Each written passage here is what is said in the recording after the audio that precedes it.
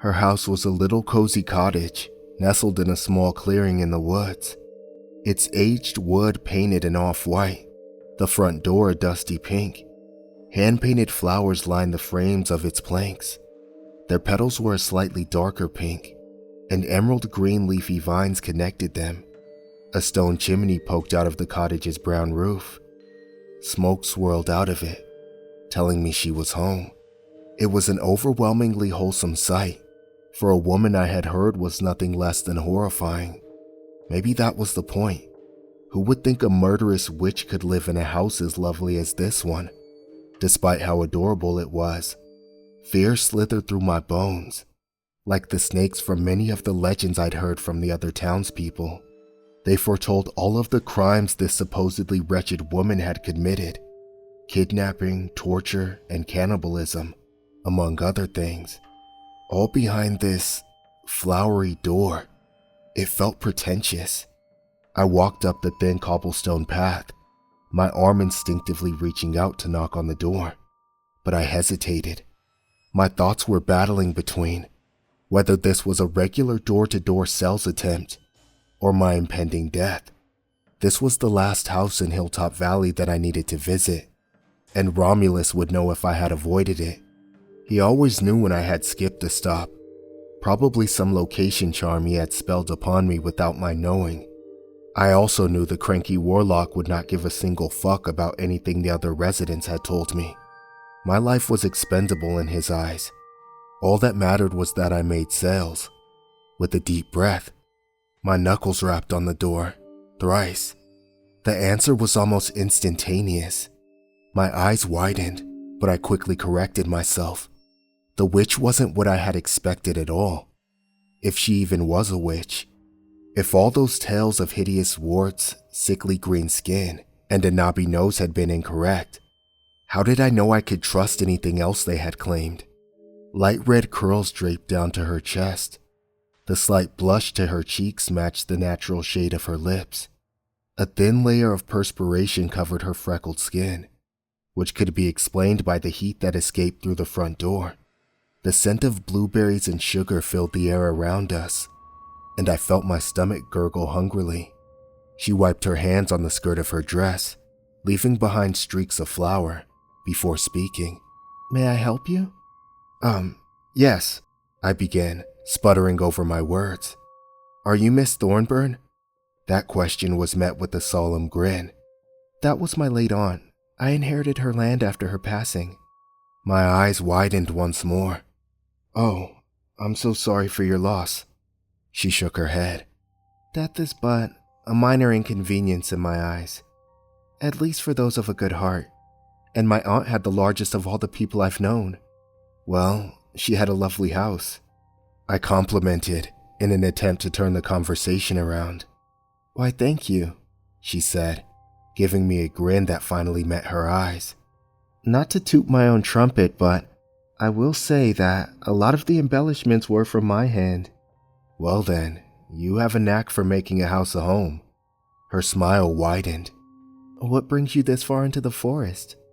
"Oh," I exclaimed as my original reason for coming up returned to me.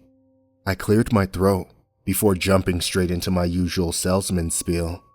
With a simple button press, my sturdy leather briefcase popped open, and I raised it before me so she could see the various products within it. Most of them were from the Romulus Radiant Roost cleaning products line, but a couple of the items were my own creation: scrub brushes, dusters, and broom heads. It had taken a lot of convincing for Romulus to agree to let me sell them, but I felt they combined well with his products. Maybe one day in the future, he would consider making me his business partner rather than a product runner. As I spoke, she glanced over them curiously. The intrigue in her eyes excited me, and not only for the sake of the sale. I was unsure if I had ever seen a woman as beautiful as... Actually, she hadn't even told me her name. This level of eagerness made me feel like a young schoolboy again, and I felt a blush creeping onto my cheeks as I wrapped up my sales pitch. "So, do you have any questions about any of the products?" I asked. She pointed a finger from her manicured hand at a bottle of window cleaner. "This says it will make your windows crystal clear. Is that so?" Our eyes met, and she batted her long eyelashes at me. "If you'd like, I could give you a demonstration of the product," I suggested. "I'd like that," she said eagerly. From within my stomach, it felt like butterflies blossomed from their cocoons and took flight. They somersaulted over and under each other as she ushered me inside her cute cottage. It was just as pleasant inside as it was outside. To my left, there were several hooks for scarves, coats, and the like. 2 pairs of dainty shoes sat on the floor below them, and a worn braided rugs in shades of purples and pinks covered the floor underneath me. Straight ahead, taking up the left corner of the small home, was an L-shaped countertop with cabinets underneath it. A cast iron stove was at its end, and a large pot was boiling on the stove. She motioned for me to take a seat at the 4-person dining table, and I did. "Would you like a cup of tea?" she asked. I nodded. "I'd love that." While she busied herself with setting a pot on the stove, I looked around at the rest of her home. Several leather trunks took up the right corner, each with its own padlock. Weathered books sat atop them, clearly well used, but cared for. A comfy bed laden with quilts sat in the corner opposite the kitchen area. Several more pairs of shoes poked out from underneath it. Strangely enough, they looked like men's shoes. But before I could confirm that suspicion, she poked a steaming cup of tea into my face. "Here you go," she said as she sat it on the table. "Careful though, it's hot."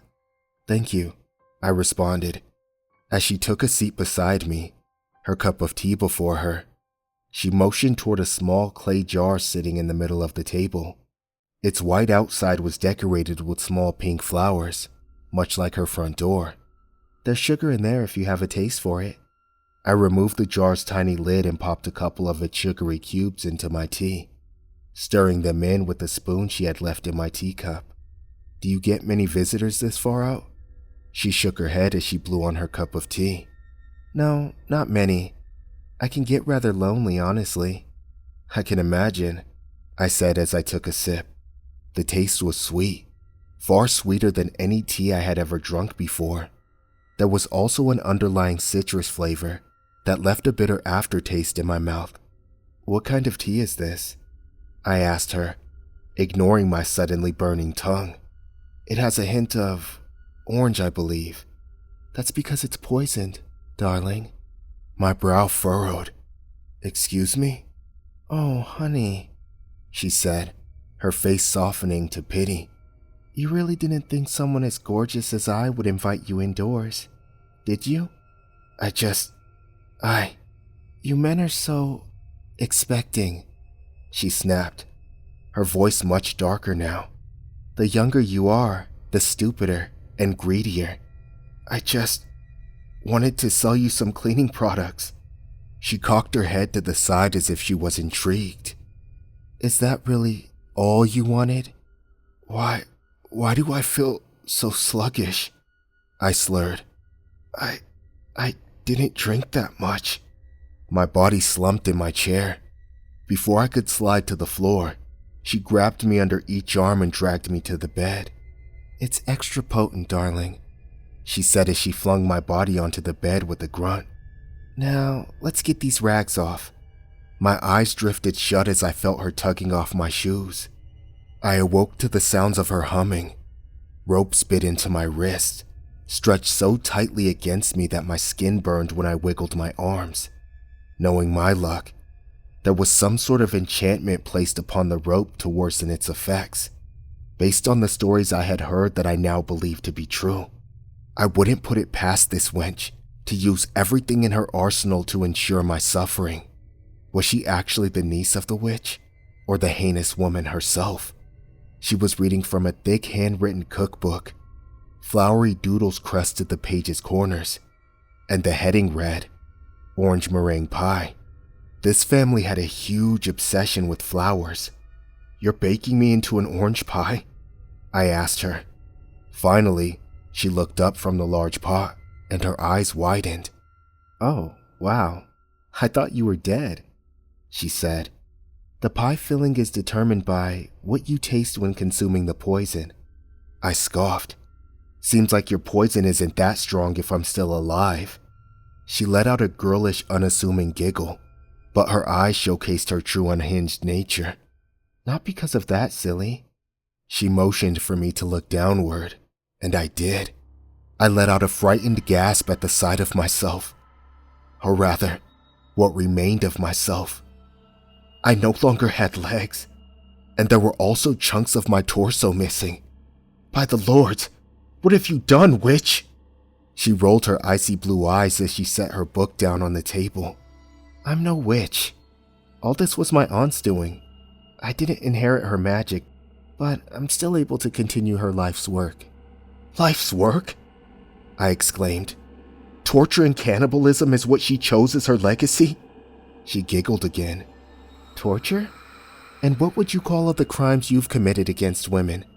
Did you really think I wouldn't find your little book or your trophy pile? What on Eldoria are you talking about, woman? Briskly, she walked over to my briefcase and retrieved a tiny black book and a velvet pouch from within. She spread a hand towel across the dining table before dumping the contents of the pouch onto it. Several pairs of lacy undergarments in various colors tumbled out. Her face scrunched into a look of disgust. It seems like this Romulus character is someone you've conjured up yourself, she explained. Maybe it's an escape route for you if you ever get caught.